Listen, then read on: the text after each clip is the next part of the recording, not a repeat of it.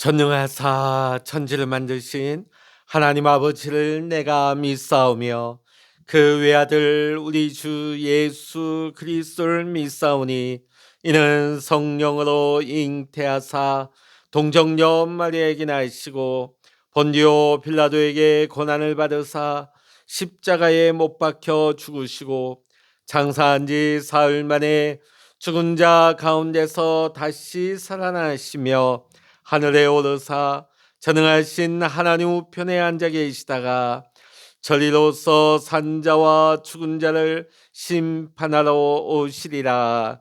성령을 믿사오며 거룩한 공회와 성도가 서로 교통하는 것과 죄를 사하여 주시는 것과 몸이 다시 사는 것과 영원히 사는 것을 믿사옵나이다. 아멘. 찬송가 269장입니다.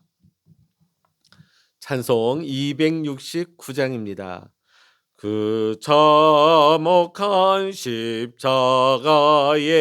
주 달려 흘린 피 샘물같이 늘 흘러서 죄 씻어 주시네.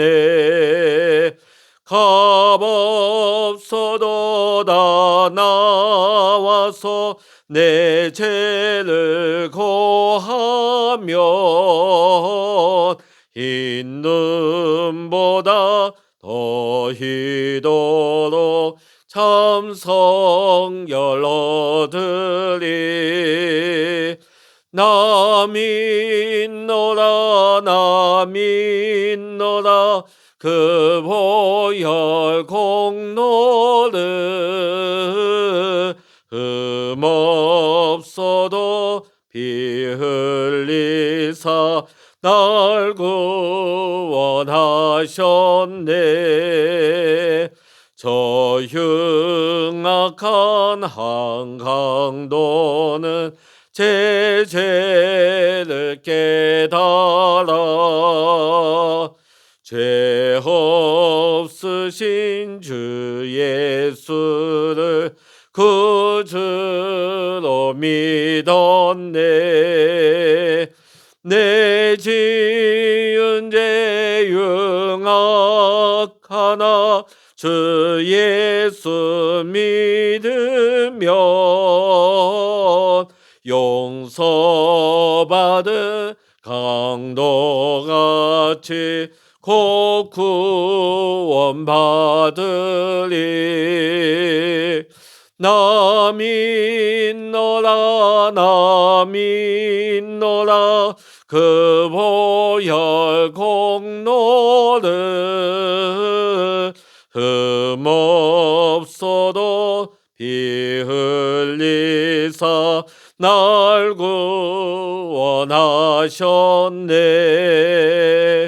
온 백성의 죄 사하신 하나님 어린 양 그 십자가 지심으로 온 인류 구했네. 저 영원한 새 나라에 다 같이 모여서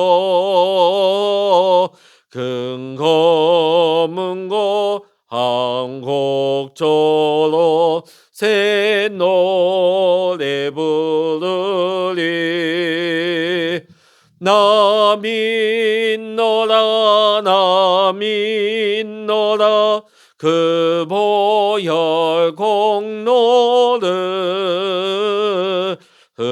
흠없어도 피 흘리사 날 구원하셨네.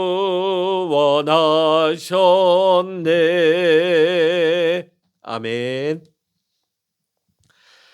이 시간 우리에게 주시는 하나님의 말씀 신약 성서 베드로전서 2장 18절로부터 25절까지입니다. 신약 성서 379면 베드로전서 2장 18절로부터 25절까지 함께 말씀 읽겠습니다. 사환들아 범사에 두려워함으로 주인들에게 순종하되 선하고 관용하는 자들에게만 아니라 또한 까다로운 자들에게도 그리하라. 부당하게 고난을 받아도 하나님을 생각함으로 슬픔을 참으면 이는 아름다우나 죄가 있어 매를 맞고 참으면 무슨 칭찬이 있으리요. 그러나 선을 행함으로 고난을 받고 참으면 이는 하나님 앞에 아름다우니라. 이를 위하여 너희가 부르심을 받았으니 그리스도도 너희를 위하여 고난을 받으사 너희에게 본을 끼쳐 그 자취를 따라오게 하려 하셨느니라. 그는 죄를 범하지 아니하시고 그 입에 거짓도 없으시며 욕을 당하시되 맞대어 욕하지 아니하시고 고난을 당하시되 위협하지 아니하시고 오직 공의로 심판하시는 이에게 부탁하시며 친히 나무에 달려 그 몸으로 우리 죄를 담당하셨으니 이는 우리로 죄에 대하여 죽고 의에 대하여 살게 하려 하심이라. 그가 채찍에 맞음으로 너희는 나음을 얻었나니 너희가 전에는 양과 같이 길을 잃었더니 이제는 너희 영혼의 목자와 감독 되신 이에게 돌아왔느니라. 아멘. 할렐루야. 오늘 이 아침에도 함께 기도하시는 우리 사랑하는 모든 믿음의 성도님들과 여러분의 가정과 또한 이 시간 올려드리는 여러분의 기도 위에 하나님께서 은혜와 평강과 기도 응답의 축복으로 함께 하시기를 주의 이름으로 간절히 축원합니다. 자, 오늘 본문의 말씀 보면 베드로 사도는 사환들이 받는 고난을 세 가지로 구분해서 말하고 있습니다. 이 세 가지 고난은 오늘날 이 시대를 살아가고 있는 우리 현대인들에게도 그대로 적용해 볼 수 있는 말씀이기도 합니다. 자, 19절, 20절의 말씀 우리 같이 한번 읽어보십니다. 19절, 20절입니다. 부당하게 고난을 받아도 하나님을 생각함으로 슬픔을 참으면 이는 아름다우나 죄가 있어 매를 맞고 참으면 무슨 칭찬이 있으리요. 그러나 선을 행함으로 고난을 받고 참으면 이는 하나님 앞에 아름다우니라. 아멘. 자, 베드로가 말하고 있는 세 가지 고난이 무엇입니까? 19절에 보면요. 부당하게 당하는 고난이 있습니다. 또 20절 상반절에 보면 죄가 있어서 당하는 고난이 있습니다. 또 20절 하반절 보면 선을 행하고서도 당하는 고난이 있습니다. 자, 먼저 부당하게 당하는 고난입니다. 19절에 보면 부당하게 고난을 받아도 자, 자신에게는 아무런 잘못이 없어요. 근데 다른 사람의 실수나 또 타인의 모함으로 인해서 내가 당하는 고난, 아무 이유도 없이 당하는 고난이죠. 자, 우리가 살다 보면 우리 인생 가운데 이렇게 억울하고 부당한 고난을 당할 때가 있습니다. 자, 이런 억울한 고난을 당할 때 우리는 어떠한 자세를 지녀야 될까요? 오늘 베드로 사도는 이렇게 권면하고 있습니다. 부당하게 고난을 받아도 하나님을 생각함으로 슬픔을 참으면 이는 아름답다. 자, 하나님을 생각한다는 것은 구체적으로 어떤 생각을 한다는 것일까요? 자, 첫째로 하나님은 우리가 당하고 있는 이 부당한 것을 다 보고 계신다. 너무나 억울해요. 너무나 원통해요. 그러나 하나님께서 이 모든 일의 상황을 하나님께서 다 보고 계신다는 거예요. 이렇게 생각하라는 겁니다. 우리가 하나님을 생각한다는 것은 지금 살아 역사하시는 하나님께서 우리의 삶을 다 보고 계신다는 사실을 기억하는 것입니다. 아무리 작은 일이라 할지라도 아무리 사소한 일이라 할지라도 그 가운데서 일어나는 일 가운데 하나님은 우리를 불꽃 같은 눈으로 지금도 다 보고 계시는 줄로 믿습니다. 자, 두 번째로 하나님은 우리가 당하는 모든 부당한 일을 때로는 섭리하시고 그것마저도 허용하셨다, 허락하셨다. 그렇게 생각을 해야 하는 것입니다. 자, 예수님은 마태복음 10장 29절에서 비유의 말씀을 이렇게 말씀하십니다. 참새 한 마리도 하나님이 허락지 아니하시면 땅에 떨어지지 않는다. 자, 참새보다 귀한 우리의 인생, 어떻게 보면 억울하고 원통하고 부당한 일 같아도 이것마저도 하나님의 섭리 안에서, 하나님의 허락 안에서 이루어졌다는 거예요. 자, 그럼 왜 하나님이 이렇게 섭리하셨을까? 모든 일에 합력하여 마침내 선을 이루기 위해서, 하나님의 뜻을 이루기 위해서죠. 지금은 어둑합니다. 지금은 너무나 원통해요. 그러나 훗날 이 과정을 지나고 나중에 보니까 이 과정마저도 하나님의 뜻을 이루는데 사용되어졌다. 하나님의 영광을 드러내고 하나님의 역사를 이루는데 오늘날에 내가 당하는 이 고난, 이 억울한 원통함마저도 사용되어졌다 하는 것을 우리는 고백하는 날이 분명히 오게 되는 것입니다. 자, 세 번째 보면 하나님이 우리가 당하는 이 모든 부당한 일들을 마침내 심판하신다는 생각을 해야 합니다. 하나님은 우리가 당하는 모든 부당한 일을 다 보고 계십니다. 그리고 그 상황을 하나님께서 허락을 하셨다고 말씀드렸죠. 그와 동시에 이 모든 부당한 일을 행하는 자들을 하나님께서 결국에는 심판하신다는 거죠. 왜냐하면 하나님은 공의의 하나님이시기 때문입니다. 우리가 하나님의 심판을 믿는다면 우리는 부당한 고난 가운데서도 인내할 수가 있게 되는 것입니다. 그러니까 부당하게 고난을 받아도 하나님을 생각하면서 우리가 이 슬픔을 참게 되면 이것이 은혜가 된다는 거죠. 그렇게 하는 것이 하나님을 믿는 우리 성도들의 태도인 것입니다. 만일 누가 부당하게 나를 괴롭힌다면 미워하는 생각과 그런 마음이 우리 가운데 가득하게 될 것입니다. 그런 마음이 가득하게 되면 하나님을 생각할 여유조차 없게 될 것입니다. 그러나 나를 괴롭히는 그러한 상황 가운데서도 하나님을 바라보고 하나님을 생각하는 것, 그것이 믿음의 태도입니다. 하나님을 생각한다는 것은 하나님의 뜻과 하나님의 섭리를 생각하는 것을 말하는 것입니다. 독일의 히틀러가 유대인들을 600만 명이나 무참하게 가스실에서 학살할 때에 어느 유대인들의 기도라고 합니다. 하나님이여, 저로서는 납득이 가지 않는 일이지만 하나님께서 뜻이 있는 것으로 믿고 비판을 누르고 오히려 하나님을 찬양합니다. 오늘 여러분, 우리 믿음의 사람은 생각해야 됩니다. 여기에도 하나님의 뜻이 있다. 여기에도 하나님의 뜻이 있다. 하나님께서는 우리가 지금 헤아리지 못하고 있는 깊은 지혜를 가지고 계신다. 하나님께서는 우리를 사랑하시는 그 사랑이 있다. 그럴 때에 우리가 당하는 고난이 결국은 은혜가 되게 하시는 거죠. 고난이 은혜가 된 대표적인 인물을 꼽으라면 우리는 단연코 다윗을 들 수 있습니다. 다윗은 억울한 고난을 수없이 견딥니다. 인내로 참으면서 그는 하나님의 때를 기다렸습니다. 그 결과 다윗이 받았던 그 수많은 고난은 하나님께서 다 은혜로 바꾸어 주셨습니다. 다윗에게 어떤 은혜가 임했을까요? 첫 번째는 다윗은 고난을 통해서 기도의 사람이 되었습니다. 다윗은 고난을 만날 때마다 그 고난 가운데서 하나님 앞에 기도의 자리로 나아갔습니다.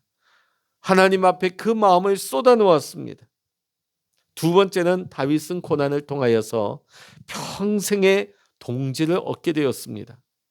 그가 억울한 일을 당하여서 도망을 칠 때에 400명의 용사가 그들과 함께 하였습니다. 그들과 함께 광야에서 고생하면서 그들은 광야에서 10년 동안 단련되었습니다. 그들은 훗날 다윗 왕궁의 개국 공신 1등 공신이 다 되죠. 세 번째는 다윗은 고난을 통하여서 하나님만 바라보고 하나님만 의지하는 믿음의 사람이 되었습니다. 자, 다윗은 고난 가운데 수많은 사람들 만납니다. 그 중에는 별의별 사람도 다 있었어요. 은혜를 배반한 사람들도 있었습니다. 나발과 아이도벨 같은 인물이겠죠. 또 사울에게 다윗을 체포하라고 고발한 일도 있었어요. 사무엘상 23장 보면 그일라 사람들은 다윗에게 은혜를 잊고서도 배신을 합니다. 그일라 사람들이 다윗을 사울에게 고발을 신고를 하게 되죠.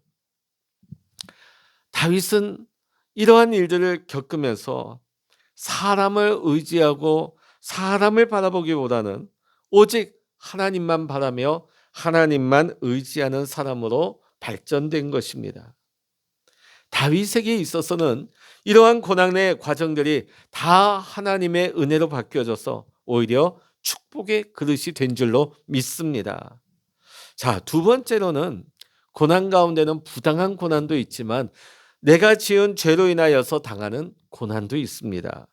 자, 20절의 말씀 보면 죄가 있어 매를 맞고 참으며 무슨 칭찬이 있으리요. 자기가 지은 죄 때문에 당하는 고난이 있다는 것입니다. 요한복음 5장에 보면 베데스다 연못가에서 38년 된 병자를 예수님이 만나시고 치유해 주시죠. 그 병자를 고치신 후에 예수님이 이 병자에게 말씀하십니다. 보라, 내가 나았으니 더 심한 것이 생기지 않게 다시는 죄를 범하지 말라. 더 심한 것이 생기지 않도록 다시는 죄를 범하지 말라. 자, 이 말씀을 보면 이 38년 된 병자가 이러한 병을 앓았던 그 근본적인 이유는 바로 죄 때문에, 죄가 그 원인이었다 하는 것을 알 수가 있는 것입니다. 성경은 심은 대로 거둔다는 법칙을 우리에게 말하고 있습니다. 오늘도 우리는 어제 심은 것을 오늘 거두고 있습니다. 또한 오늘 심은 것을 내일 거두게 됩니다. 부모가 심고 자녀가 거두는 법입니다. 오늘 나의 말과 나의 모든 행동은 다 뭘까요? 씨를 심는 것이었죠. 반드시 우리의 행실은 심는 대로 거두게 될 것입니다. 내가 잘못해서 그 열매로 당하는 고난, 그것은 은혜가 될 수 없죠. 그런데 그러한 고난 가운데서도 우리가 깨닫고 회개하면 전화위복이 되는 것입니다. 만일 우리가 죄를 인하여서 우리가 고난을 당하는 가운데 우리가 죄를 자백하고 그 죄를 끊어내면서 하나님 앞에 나온다면 은혜가 되죠. 놀라운 회복의 역사가 일어나는 것입니다. 축복으로 바뀌어지는 것입니다. 하지만 고난 가운데 있으면서도 그 죄를 끊어내지 못한다면, 그 죄를 버리지 못한다면 결국은 하나님께 버림받고 심판당할 수밖에 없는 것입니다. 그러므로 우리는 고난 가운데서 이 고난이 어디서부터 왔는가를 우리는 분별하고 깨닫고, 또 우리의 죄로 말미암아, 허물과 죄악으로 말미암아 이런 일이 왔다고 우리가 깨달아진다면 우리의 마음과 행위를 고치게 되면 놀라운 하나님의 은혜와 복이 열리는 축복으로 변화될 줄로 믿습니다. 세 번째로, 고난 중에는 의를 위하여 내가 선택하는 고난이 있다는 것입니다. 하나님을 위하여, 교회를 위하여, 복음을 위하여 내가 선택한 고난이죠. 사람들이 좋은 직장을 얻기 위해 힘들게 어려운 공부를 하는 거, 그것은 내일의 내가 안정된 좋은 생활을 위해서 지금 고생하고 지금 내가 애를 쓰는 것입니다. 자발적인 고난이죠. 자, 우리말에 한자 성어 중에 이런 말이 있죠. 고진감래, 고생 끝에 행복이 온다. 그런데 하물며 하나님을 위하여, 복음을 위하여 내가 선택한 고난은 반드시 하나님이 인정하시고 하나님이 반드시 기억하시는 것입니다. 이렇게 의를 위하여 고난을 선택한 자에게는 하나님께서 갚아주시는 큰 은혜와 복이 임하게 될 줄로 믿습니다. 21절에 보면 고난에 대한 모범으로서 그리스도께서 우리에게 본을 보여주셨다는 것을 말씀하고 있습니다. 21절의 말씀 같이 읽어보겠습니다. 2장 21절입니다.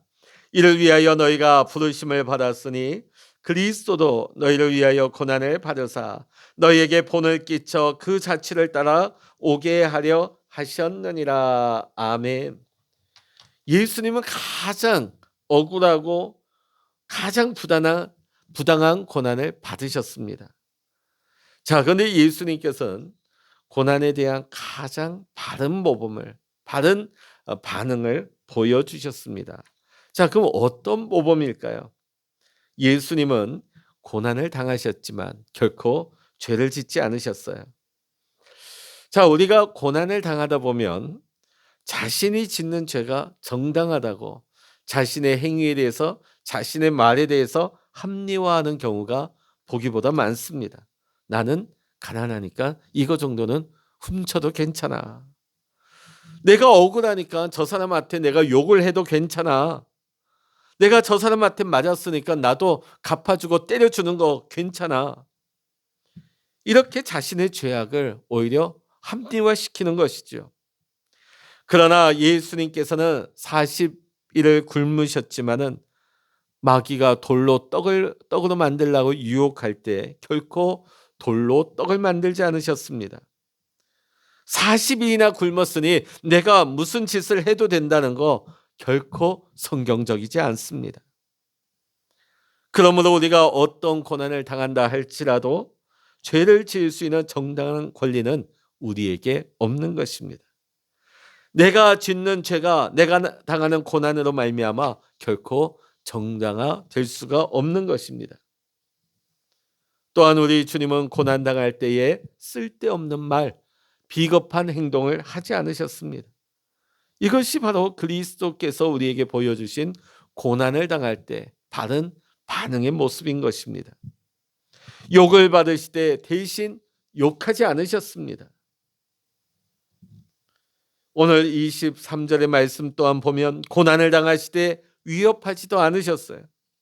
예수님은 십자가에 고난 받으시며 돌아가실 때 나중에 두고 보자. 나중에 너가 심판받을 때 너 다 지옥 갈 거야. 그런 식으로 위협하지 않으셨습니다. 어떤 사형수는 예전에 사형당할 때 이렇게까지 죽었다고 합니다. 내가 죽어서 원혼이 되어 복수하겠다. 악을 쓰면서 바락바락 소리 지르면서 죽는 경우도 있었다고 합니다. 그 말을 듣는 사람들 섬뜩했다고 합니다. 자, 그런데 우리 성도들은 어떻습니까? 위협하지도 말고 한을 품어서도 안 되고 미워해서도 안 되는 것입니다. 스데반 집사를 보십시오. 돌에 맞아 죽어가면서도 자신을 죽이고 있는 자를 향해서 기도하고 오히려 복을 빌어주고 있습니다. 성경에선 그 얼굴이 천사의 얼굴과 같았다고 표현하고 있습니다. 이것이 바로 그리스도인들이 고난당하는 모습이 되어야 하는 것입니다. 그리스도께서 또한 스데반 집사가 우리에게 보여준 이 본을 따라가게 될 때에 거기에는 반드시 승리의 약속이 있게 되는 것입니다. 하나님은 모든 것을 하나님께 맡기셨어요. 자, 23절 한번 읽어보십니다. 23절입니다. 욕을 당하시되 맞대어 욕하지 아니하시고 고난을 당하시되 위협하지 아니하시고 오직 공의로 심판하시는 이에게 부탁하시며, 공의로 심판하시는 이에게 부탁하셨다. 이게 뭘까요? 예수님은 모든 것을 오직 하나님께 맡기셨습니다. 예수님 자신도 하나님께 맡기셨고 자신을 십자가에 매달고 있는 저 원수들도 지금 하나님께 맡기셨습니다. 이것이 그리스도인이 고난당할 때의 바른 모습이 되는 것입니다. 예수님을 재판하던 로마 총독 빌라도가 이렇게 말합니다. 내가 너를 놓을 고난도 있고 십자가에 못 박을 고난도 있는 줄 알지 못하느냐. 이 말이 뭘까요? 내가 너를 살릴 수도 있으니까 내게 뭐라도 말 좀 해봐. 부탁이라도 해봐. 매달려봐. 그러나 우리 주님은 매달리지 않았습니다. 구차하게 빌라도 앞에 살려달라 하지 않았습니다. 왜? 모든 일을 하나님께 다 맡기셨기 때문입니다.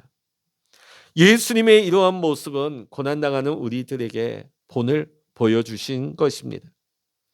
사랑하는 성도 여러분, 그러므로 우리도 예수님 걸어가신 그 길을, 우리에게 본을 보여주신 그 길을 우리도 따라가야 할 줄로 믿습니다. 예수님의 본을 따라가게 될 때에 우리는 오늘에 당하는 고난을 극복할 수가 있습니다. 우리에게 어떤 악을 행하는 원수라도 우리는 이길 수가 있습니다. 그리고 그 고난을 통하여서 더욱더 하나님을 인정하고 하나님이 축복하시는 믿음의 그릇으로 우리는 날로 새로워질 줄로 믿습니다. 기도하시겠습니다. 할렐루야. 하나님 아버지, 고난당하시지만은 위협하거나 모든 상황 가운데 욕하지 아니하시고 오히려 모든 것을 하나님 앞에 맡김으로 말미암아 그 고난을 이겨내신 주님, 오늘 주님께서 친히 우리에게 보여주신 이 바른 모습을 우리도 본받게 하여 주시옵소서.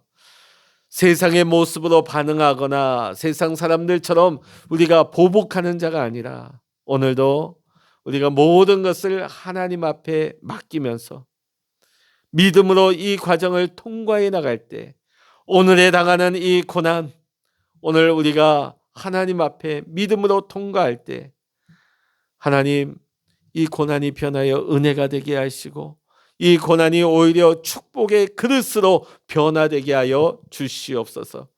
오늘도 우리의 기도의 골방에 함께 하시며 응답하시는 주님을 바라보며 주님만을 의지하며 우리 주 예수 그리스도의 이름으로 간절히 기도하옵나이다. 아멘. 찬양하라 내 영혼아, 찬양하라 내 영혼아, 내 속에 있는 것들아 다 찬양하라.